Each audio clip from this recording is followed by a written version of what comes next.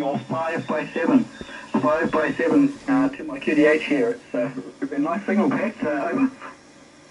Yeah, g'day, it's Charlie ZL2CTM. Well, just got the receiver configured up here, so just doing a bit of a playing around on 80 meters, just seeing what's around, and yeah, it's working pretty well. All right, Pat, very good. It's good to hear you guys. Is there anybody else that will one in the uniform? Right, so let's just have a quick run through the circuit, and I'll sort of talk about some next steps and where we're going from there. So RF is coming in on the left-hand side there through the antenna port. That's going straight into a bandpass filter. So just plug in, plug out. Got the 80 meter one in there at the moment, and this is the 40 meter one.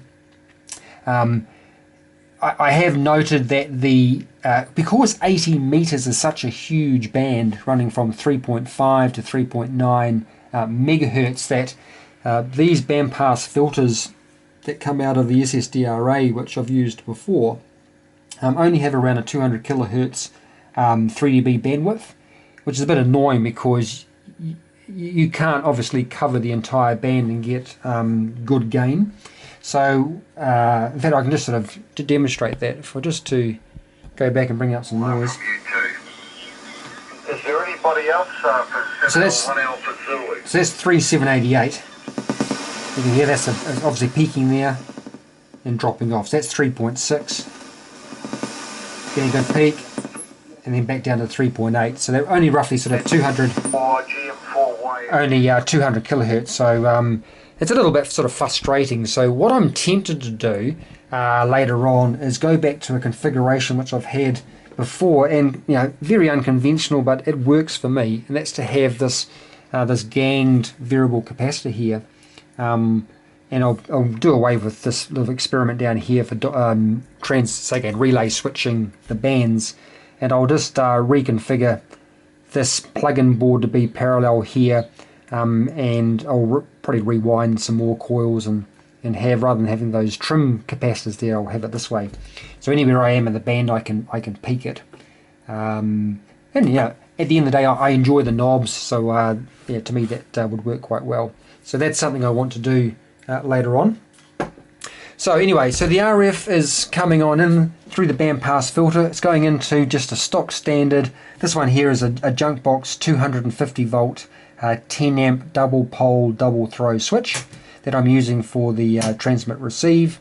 I've done that on purpose as opposed to using, say, a more exotic antenna relay, in the spirit of trying to keep the radio as simple as I can by using sort of readily available components. So that's the decision I've made there. Because it's only 2 poles as opposed to 4, I've just got, you can't quite see there maybe, just a piece of strip board there, which is allowing me to tie the shields for the coax together.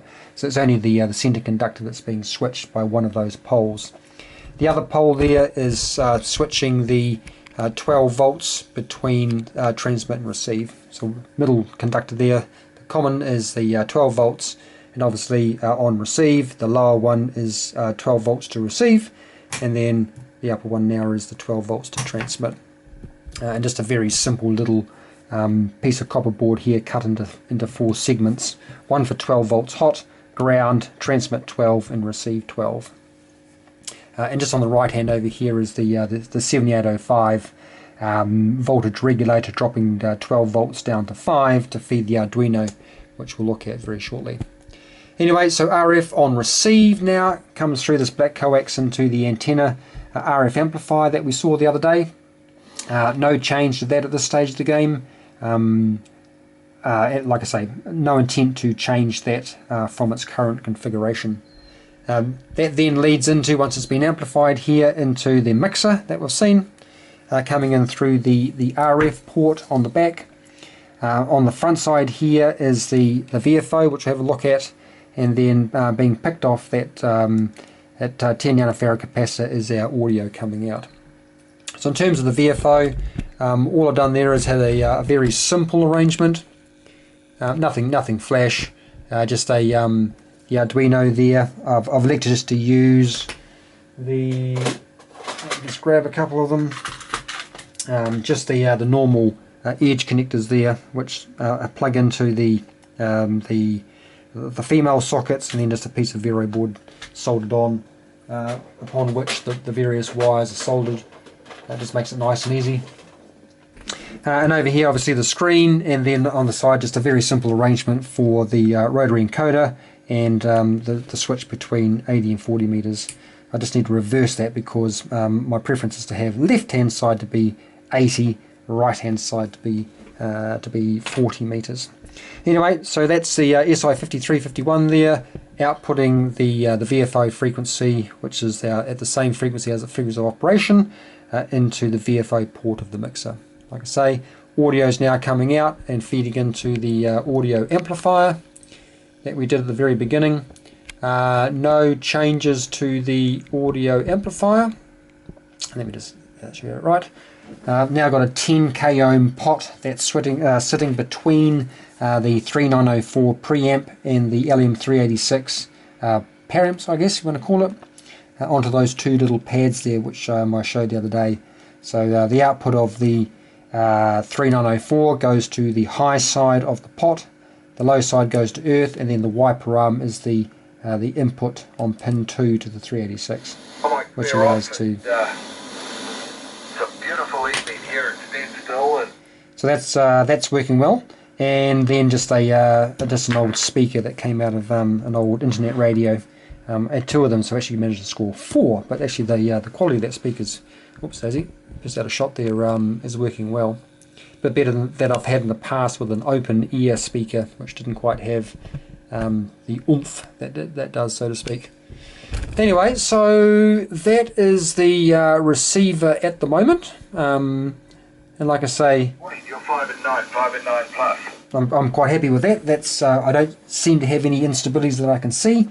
So I'm happy now to move on to the next step. The next step now will be to build. First, I'm going to build the microphone amplifier. That's going to be probably quite similar to the audio amplifier over here. So it'll be a 3904. I'm going to keep things nice and simple by using an electret microphone. So we need to provide some biasing voltage for that. And we don't need a whole lot at all to drive the mixer. The SIGGEN the other day we had, if my recollection was on my notes, 200 millivolts peak to peak, so we don't need very much at all to drive that. So anyway, so the next steps will be to build that microphone amplifier, feed that into the mixer, just in parallel with this input here.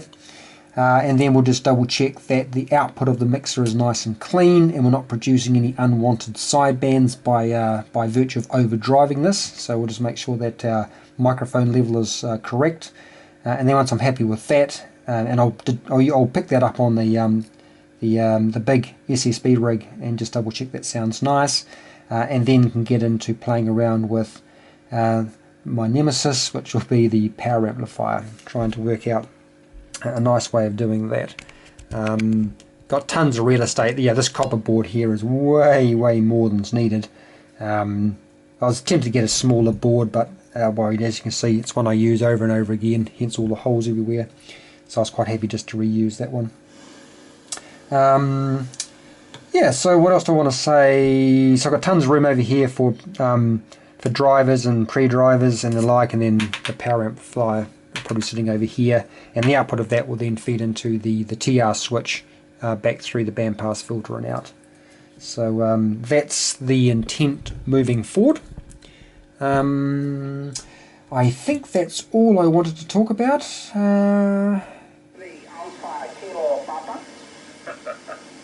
Yeah, that's all good.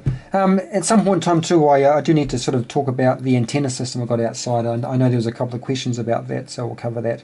I have a very modest setup here, nothing flash at all, but hey, it works for me. Okay, 73's all, and I will start putting some thought into that microphone amplifier. Cheers.